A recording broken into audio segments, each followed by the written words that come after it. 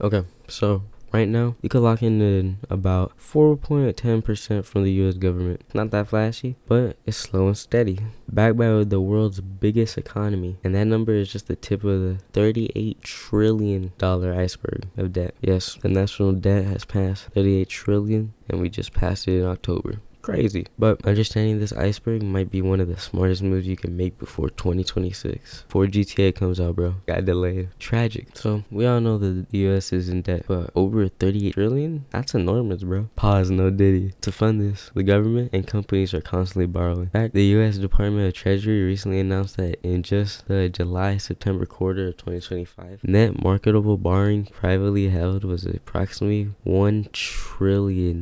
This isn't just the government thing. It's the entire economy's heartbeat. So 2025 has been full of economic plot twists. First, the Fed hinted at a possible pause, maybe even a cut, as inflation cooled. Then, the government shutdown hit, stalling federal spending and shaking confidence. And now, consumer sentiment is weak, the data is soft, and debts are at an all-time high. Let's look at the yielding curve. The 10-year Treasury is hovering around 4.10%. That puts the spread between the 10-year and a 3-month at roughly 0.22%. Still positive, but barely hanging on by a thread. It's a sign investors see some slowdown risk. Warren Buffett's former company, Berkshire Hathaway, saw this and took an opportunity. As of September 30th, 2025, they have around $314 billion in U.S. Treasury bonds. That's a lot of income coming in, especially with that 4% interest. That's billions coming in. That's kind of wild, but not a deep recession just yet. 2025 has been quite a ride. We had rate cut hope, pocket signals, government funding impedes. In short, this messy environment might be setting the stage for something interesting. 32% of the U.S. publicly held debt is owned by foreign investors. So, what's the bottom line? The market is increasingly betting that we'll see lower rates ahead, and shit, I hope so. The setup for 2026 might be more interesting than the noise today. You're being paid 4% already when, and if I stress if, the Fed rate starts cutting more aggressively, the bonds you buy today can not only pay interest, but also gain in price. Of course, risk exists. Inflation not cooling,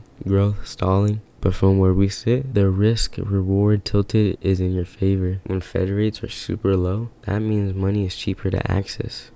It's super easy to borrow. People do it, corporations do it, and even the government does it. And that's how stocks go up, because there's a more of abundance of money in there. And yeah, I should invest in the stock market. It's fun. If you want to know how to actually start trading or buying these bonds, or even just buying stocks in general, let me know in the comments. But this is not financial advice. I'll do a little tutorial.